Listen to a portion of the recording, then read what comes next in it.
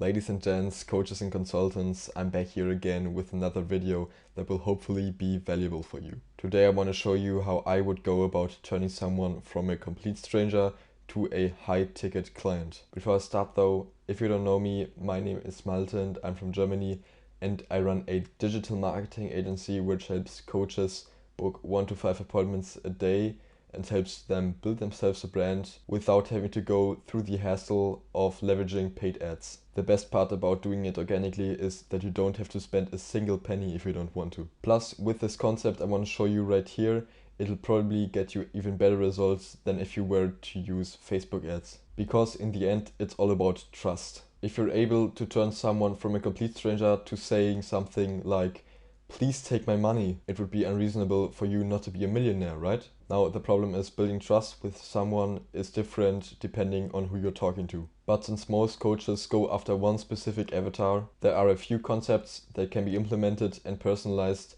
to fit your own specific avatar, so you can start building a lot of trust with them. In this video, I want to show you one of those concepts that'll hopefully be as valuable as it was for me when I first saw it. I'll get to the concept in a moment. But before I do that, I want to quickly inform you that I've started a community for like-minded coaches who also want to scale their coaching business the organic way. But you know, I obviously can't force you, so it's up to yourself. So if you want to join, check out the first link in the description and see if it's something for you or not. Anyways, let's get back to the video. So here we are in my Lucid chart. As you can see, I've put here the complete stranger, and on the other side I have the high-ticket client that we of course want. And in between that we have the gap of trust. At least that's what I call it.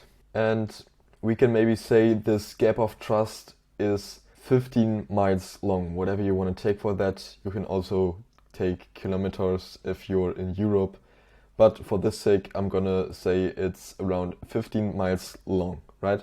What I see many coaches do is they try to bridge this gap of trust, but they can only bridge it up to maybe 6 miles or anything like that. But to get a high-ticket client and not let it rely on luck, you'll have to bridge the whole gap of trust, so the whole 15 miles in this example. Let me show you how I see many coaches do this.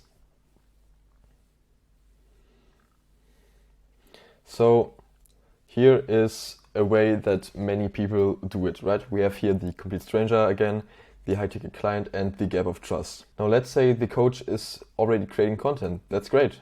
We've already bridged a bit of the gap of trust, and maybe he's interacting through the DMs with every one of his followers, maybe on Facebook or Instagram or even TikTok. That's great. He bridged like another mile, roughly, of the whole gap of trust. Now, let's say he has a guarantee in his offer. That again bridges another mile of the gap of trust. But now you realize he doesn't have any more assets to build trust with you. So if that's all he's doing, just getting content out, DMing his followers and having a guarantee on his offer, that's not gonna bridge the gap of trust for many people, and he's basically leaving the rest to luck, which we of course don't want. So just let me show you how I would go about bridging this gap of trust. So this is how I would do it. You see, we still have some parts of the other way, but like you can see, we've completed the whole gap of trust and we bridged along the gap of trust to actually get to the high ticket client. So let's say this coach in this example also does content. Now he also interacts with all his followers or anyone in his group, maybe anything like that. But now what he also does is he does a personalized VSL. So a personalized video sales letter. You can send a personalized video sales letter while interacting with the lead in your DMs as something to build trust with them. Because you have to imagine it like this. When you first interact with someone, you can't really ask him to commit to you because he doesn't even really know who you are, isn't familiar with you, and most of all, doesn't trust you. But by bridging this gap of trust step by step, you can get over those objections from the lead and actually get him to be a high ticket client. Now what we try to do here is to get the lead to commit more and more for every step right here.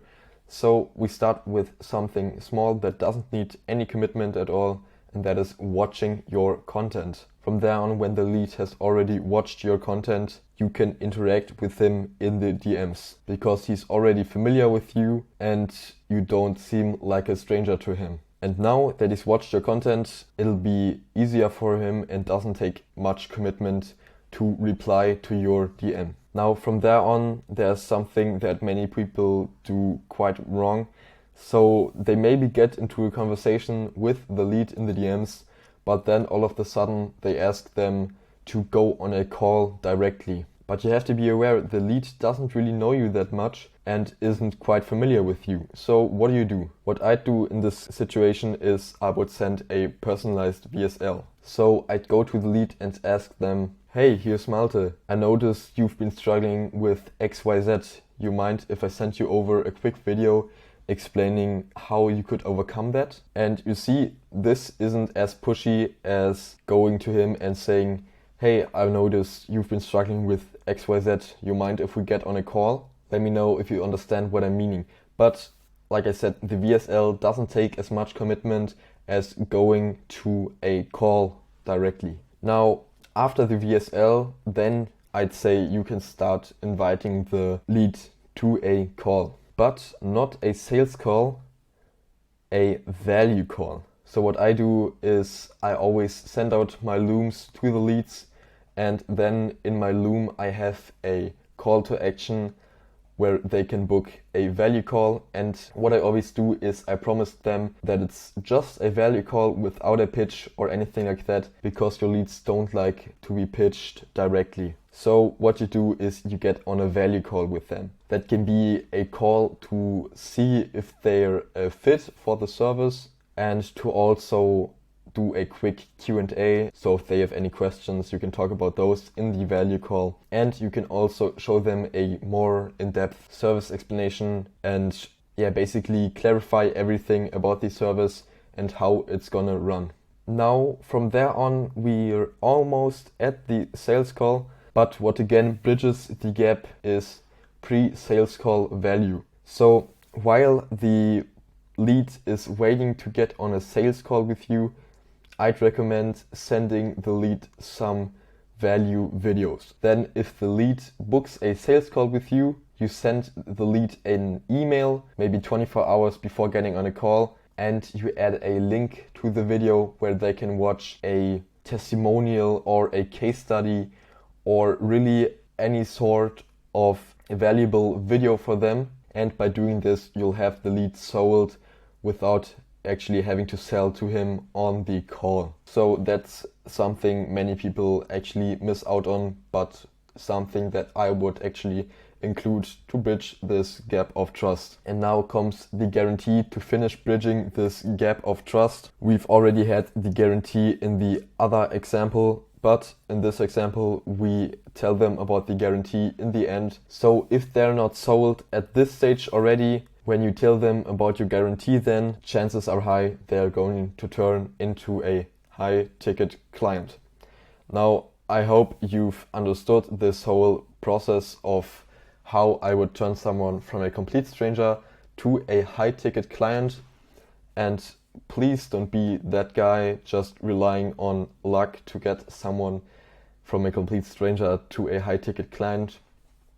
But like I said, maybe consider this way of doing it. And I know everyone says this, but if you've liked this video and you found it valuable, make sure to give this video a like and maybe also consider subscribing to my channel, because this won't be the last valuable video I'll be posting. And yeah, I'd say this was it for the video. Like I said, I hope you found it valuable, and yeah, I'll see you in the next video. Bye!